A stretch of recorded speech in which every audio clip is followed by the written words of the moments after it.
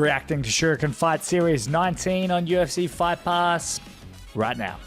Ladies and gentlemen, this is your main event. Live from HBF Stadium Festival Hall. Melbourne Pavilion. Not even backstage, we're literally outside. Was that the best fight card in Australian MMA history? Call me crazy, but make sure you call me when I'm right. Be good if the Aussie MMA Instagram page would give us a bit of glow up because... Welcome to the Australian MMA podcast. My name is Mitch Tinley. And if you checked it out on the weekend, Shuriken Fight Series 19 took place on UFC Fight Pass. And hey, wasn't bad. They're doing quite good, all Shuriken Fight Series. I think they released their next year's dates and they got 4 shows planned for 2025. There's a few little things I'd like to see added to the card, but in terms of checking it out, I thought it moved the Oceania sort of storylines forward. Look, if you were looking at results, we had Kyle Maoki. He took out Dane Edge. Fergus Jenkins beat Nick Edwards by submission. Chris Spann versus Stan Costa. Spann was good. I liked him. It was fun to watch. That Costa was like tough as shit. You know, he just took like 400 elbows trying to defend, but look, did a great job, and Spann definitely one to watch for the future. Cooper Royale taking out Brad Wally by unanimous decision. Gace Sanita choking out Anastasia Korsish. Gace Sanita won. And of course, Alfred Stoddart taking out John Varkey by decision to become the Shuriken Fight Series middleweight champion. Let's get into it. As I said earlier, Chris Spann taking out Stan Costa. Just tough as shit. Amazing jiu-jitsu. I think he got his black belt. That was really cool. Didn't know much about these boys. We'll definitely keep an eye on Chris Spann. Costa's tough as shit. He was in like 47 submissions, but Spann just, he's had to keep on working. But yeah, look, keep an eye on him. Go watch that fight. That was probably one of my favorite fights of the night. But Chris Spann, great job. We'll see what he has very soon. Up next was Kyle Maoki of the famous Maoki brothers, training out of majority of City Kickboxing, the sort of adopted exchange program that we have with them, where we get like Kasib Murdoch and they get the Maoki brothers, and I think we get Nate Law.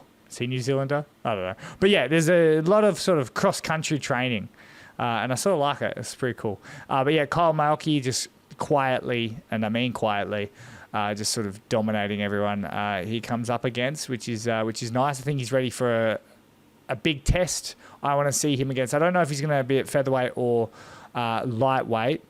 Lightweight, I would like to see him take on the Diamond Luke Daly. I think it is, you know, we talk about Luke Daly being A-side, B-side. He would definitely 100% be the A-side, as much as I love Kyle Maoki. But it'd be a good test for him. And I think if he can take out Daly, then you give him like a Dolmar fan, or, you know, you get someone sort of Jack Becker. Like, you can really throw Kyle right into it. So it depends how you kind of want to do his career. But Kyle, very opposite to his brother, very, very softly spoken. But yeah, I think he's really good. He's a wild fighter, and he's a lot of fun. So Kyle Maoki, I hope he goes to lightweight. And although he could be at feather. Who have I got written down for his featherweight title? So featherweight opponent. If he fights someone at featherweight, I'm back. If Kyle stays at featherweight, I reckon, like a Jarrett Wilbraham or like a Sam Kakembo. If at lightweight, Luke Daly. But yeah, I think Kyle's ready for sort of like that next step up in the competition. Nick Edwards, Fergus Jenkins. Fergus Jenkins coming with a wealth of amateur experience. He's like 107 and 2 or something in the amateurs. Is just crazy. You know, he's like 12 and 3 or something. But look, he's absolute stud. Nick Edwards is really a tough opponent. Looks like he is chiseled out of pure brick. So the fact that he sort of ended up taking him down, and he's a proper old geezer, that man.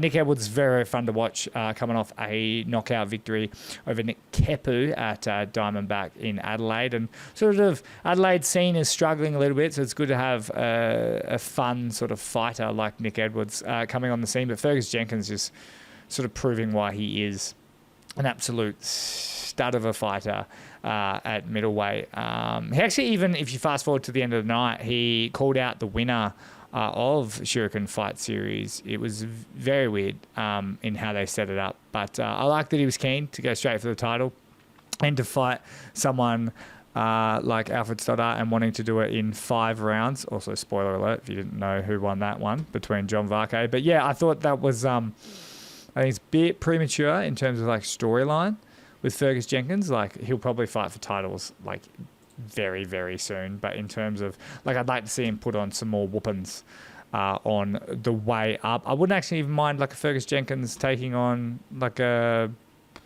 I don't know, even like a Blair Bratag. Like, just throw him right in there. But someone who has even more sort of star power, so we can really sort of get behind him and get ready to push him. But Fergus Jenkins, absolute stud. He will definitely compete for a title before the end of 2025, in my opinion. Cooper Royale versus Brad Wally. Don't forget about Cooper. That's my Hanato Sabotic impression. That's what he sends me every time Cooper Royale wins. Bit of a weird one. I think Cooper Royale was scheduled to fight Sean Etchell early on at Eternal and ended up, I don't know, dipping and diving and making some moves over to New Zealand. Ended up fighting up Brad Wally, who's very, very tough. Brad Wally, I think, went down to Jake Hurl not too long ago. Both those boys basically flyweights. I think they fought at bantam. I'd like to see Cooper at flyweight, and I would like to see him fight Frank Jankowski. That's what I want. Frank Jankowski coming off that tough loss. I think Cooper Royale versus Frank Jankowski would be a very nice fight, and then Cooper can fight for the belt. I know he's calling for like the UFC and everything, but I think that is a little too soon. Once again, not skill-wise. He obviously has done some great stuff at one. I just want to see him kind of put some momentum and put some highlight reels. He's got everything. He's got the character. He can talk shit. What's his favorite famous line? Flyweight, bantamweight, doesn't matter. My balls are super heavyweight.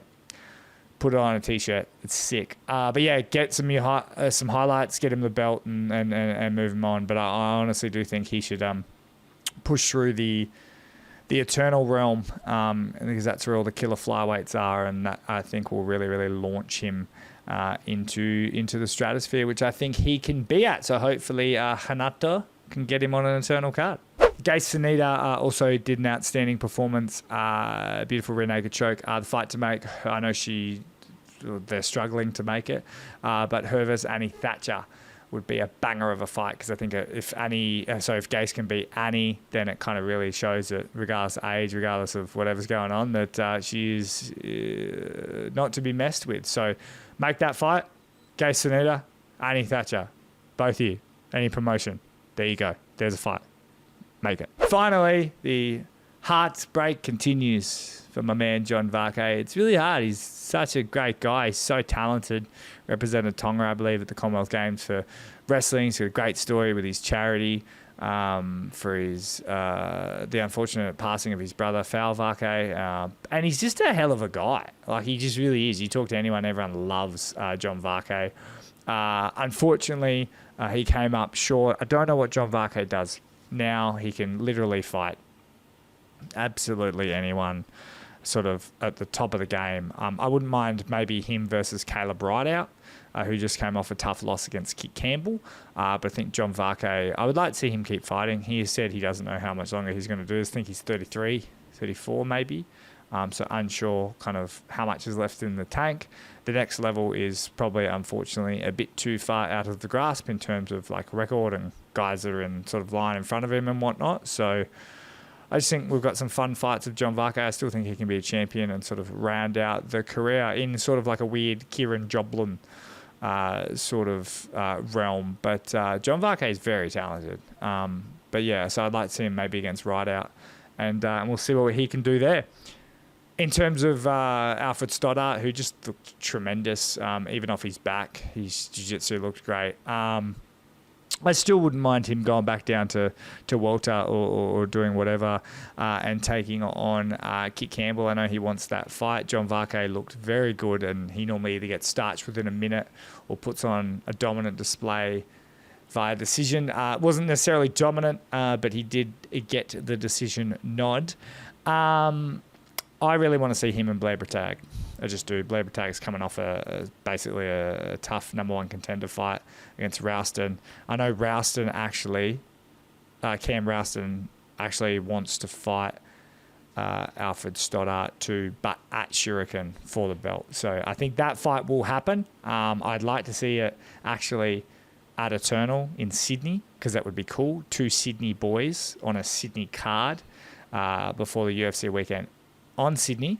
But yeah, Alfred Stoddart is just continuing to go up and down and up and down, and right now it's up. Let's just see if he can sort of get some balls rolling. And but I think the Rouston fight in March and Shuriken should happen. If not, I think we might see him against Britague in Sydney. That's just my random, uneducated guess. Anyway, if you want to check it out, Shuriken Fight Series 19 on UFC Fight Pass, go check it out. Go watch it. Let me know what you think. Other than that, like, subscribe, chuck it in the comments, and I'll see you next time. Oh, remember, if you want to buy a t-shirt, ma1combat.com.au, type in AUSMMA to get yours today. Remember to subscribe. We've got loads more reactions, recapping the Eternals, the UFCs, all that sort of stuff. This is your place to be if you love Anzac MMA.